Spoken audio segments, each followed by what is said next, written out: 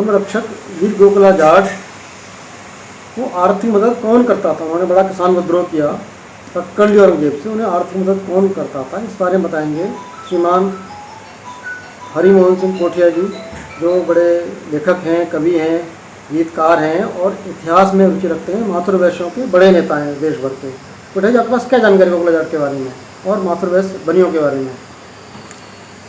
ऐसा है भानु जी, माथुर समाज और गोकुला जाट का बहुत नज़दीकी रिश्ता रहा है जी। हम माथुर समाज, हमारा ओरिजिनल जहाँ से हम निकले हैं, मथुरा से निकले हैं और मथुरा में हमारी संबंधी थी। जिस समय औरंगजेब के विरुद्ध, उसी कट्टर धर्मांधता के विरुद्ध गोकुला जाट ने विद्रोह किया और उसने अपनी फौज तैयार की, उस समय एक समस्या उसके सामने थी कि आर्थिक संकट।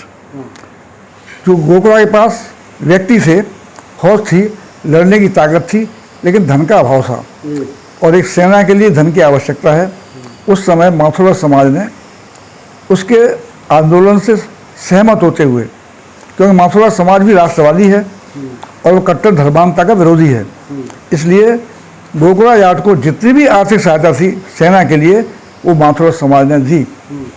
और जब तक उसका निधन ना हो गया, उसे आगरे में औरंगजेब ने जब उसको कटवा दिया तो औरंगजेब को ये सूचना मिल चुकी थी कि इसकी आर्थिक सहायता इसकी फौज को जो है माथुर समाज ने की है, इसलिए औरंगजेब माथुर समाज का विद्रोही होने के नाते विरोधी हो गया।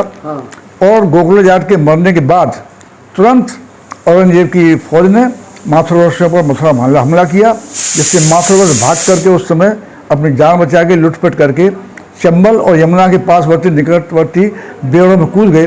तो भदावर प्रांत, अम्बा, पोरसा, पिनाहट, बाहर, नौगवा, जितना भी चंबल का और इसका बेड़ क्षेत्र है, माथुर वहीं बस गए और लगभग 200 वर्ष तक, जब तक कि मुगलों की पकड़ ढीली नहीं हुई और अंग्रेजों का आगमन नहीं हुआ, माथुर समाज ने एक तरीके से निर्वासित जीवन जिया और कई पीढ़ियाँ बदल गई।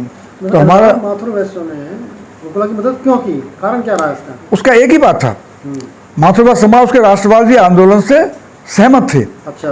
क्योंकि माथुर समाज स्वयं राष्ट्रवादी है और मुस्लिम कट्टर धर्मांधता का विरोधी है, आज भी है, आज भी है। आज भी माथुर समाज जो राष्ट्रवाद के प्रति समर्पित है।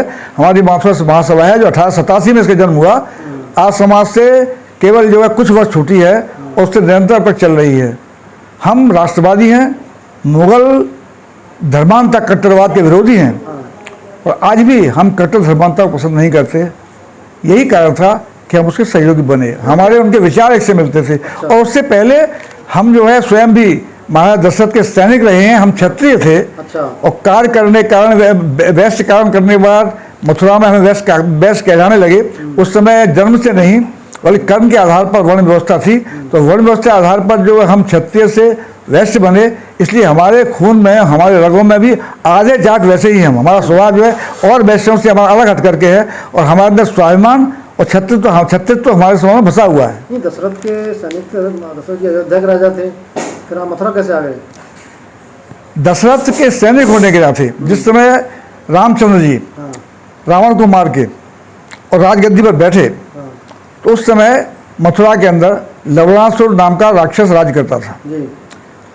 वो अत्याचारी था, तो मथुरा के प्रतिनिधि श्री राम के पास पहुँचे कि आपने रावण को तो मार दिया, लेकिन लवणासुर का वध करिए। तब श्री राम ने शत्रुघ्न के साथ सेना लेकर के मथुरा भेजी। हम लोग शत्रुघ्न के साथ अयोध्या से सैनिक के रूप में मथुरा आए और मथुरा में आकर लवणासुर का वध करने बाद में शत्रुघ्न भी वहीं बस गए थे, उनके 2 बेटे थे। बाद में वो अयोध्या चले गए, लेकिन बेटों को छोड़ करके।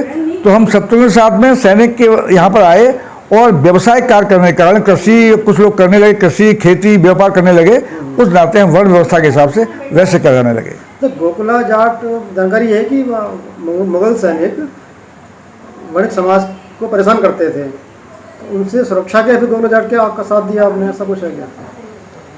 नहीं, सुरक्षा नहीं, सुरक्षा तो उस समय, जिस समय तक पता नहीं था हम सुरक्षित थे, लेकिन जैसे ही हमने उस सहयोग प्रारंभ किया है उसके बाद में वो तो सूचना मिलती थी राजा को, कौन सहयोग कर रहा है, इनको आर्थिक कहाँ से आ रहा है, पैसा कहाँ से आ रहा है, ये सूचना मिल गई। उसके कारण औरंगजेब हमारा विरोधी हो गया। कि जिसने जो है गोकुला जाट की सहायता किया वो तो गोकुला जाट के पीछे पड़ा हुआ था, मारना चाहता था।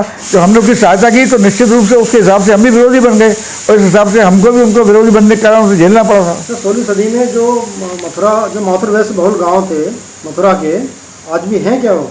हाँ, उस समय मथुरा के जितने गांव थे, हमारे यहाँ कहावत है 12 गांव 72 खेड़े। हाँ, ये माथुरा समाज के अंदर कहा है कि 12 गांव और 72 मोहल्ले उसके, वहाँ हम लोग बसे हुए थे।